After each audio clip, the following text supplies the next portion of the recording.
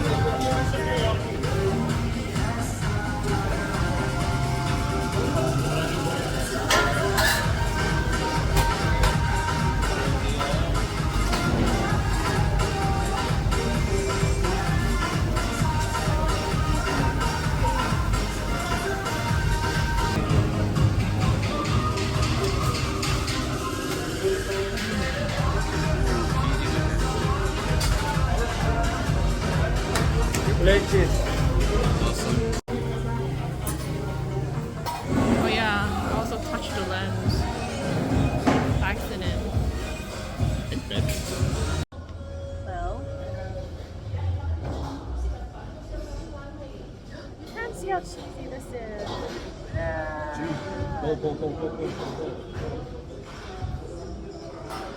It's like a block of fried cheese. My God. Beautiful. Oh, into the sunbird goes. Yummy, yummy, yummy sunbird. Yummy, yummy, yummy.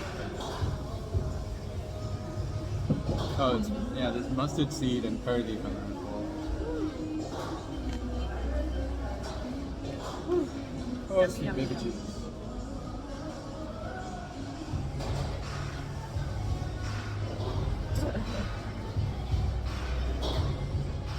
Oh my God, I'm starting to look like she's. Oh. Oh.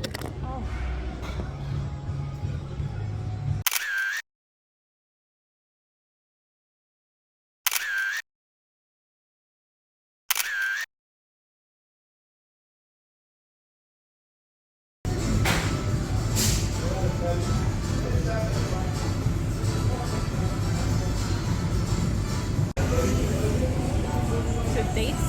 Yeah, dates. On dates.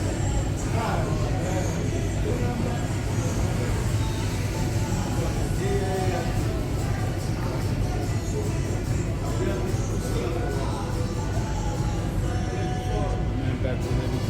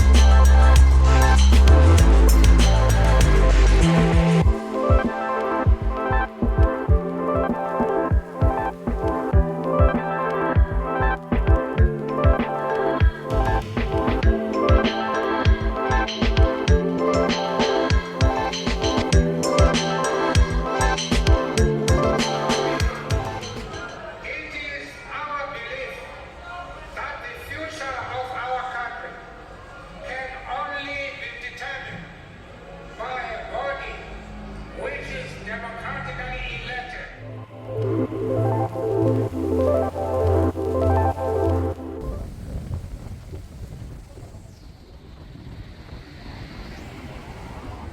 Let's go.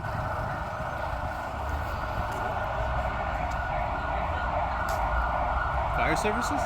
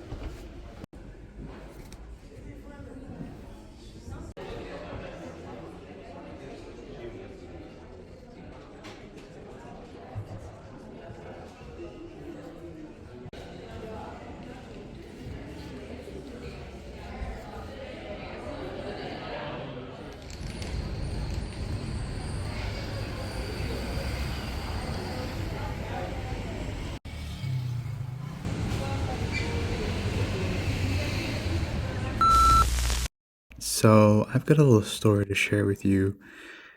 We got charged at by a homeless guy. Now, before that happened, I'm really vigilant. I think it's my upbringing, and I think it's the fact that I'm a Capetonian. I never feel safe unless I know exactly where everything is and where everything's moving. I'm always, especially if I'm with Amy, it's always my concern that she's safe. And I happened to notice a homeless man in a trench coat standing across the road from us as we were walking through to Slave Lodge, well, looking for Slave Lodge. And I kind of kept him in my peripheral vision. And, well, obviously, he and I made eye contact and beckoned for me to come over. And I was like, no, I'm not going to do that. So I kind of moved up and with Amy in front of me just to keep her out of harm's way. So I'm standing in between the two of them.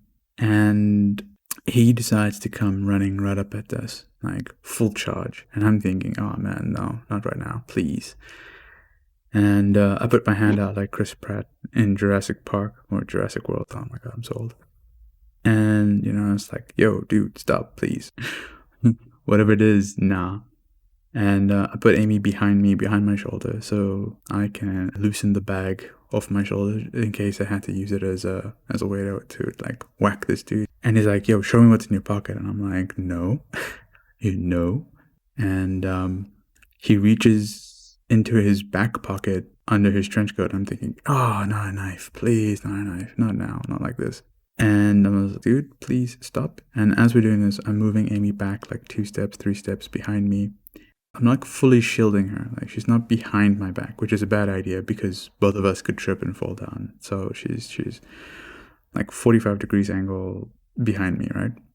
Behind my left. And I'm slowly pushing her back. And I notice there's a police van or police vehicle coming up the road. I'm like, oh, okay, cool.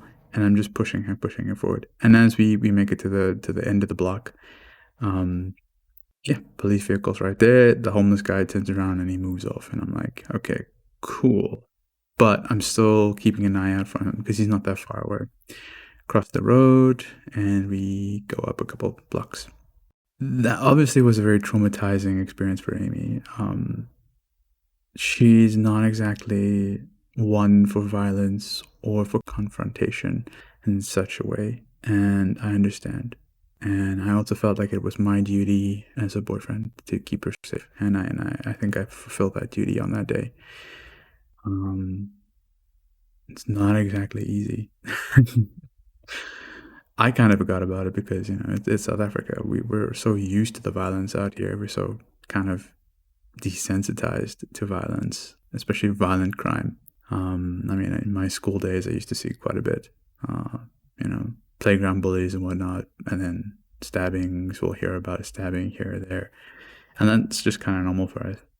But that doesn't mean the vast majority of South Africa is violent. It's just, I grew up in kind of a less than well-off neighborhood, and so I'm kind of had to be strong to take care of myself in those places, and the hypervigilance, obviously. But yeah, Amy definitely was a bit traumatized that day, but I made sure that we got a whole bunch of treats to make sure that she was, in a good mood after. She was obviously quite disturbed, and I could see it for the rest of the day. But I let her process that, and I let her get through it by herself.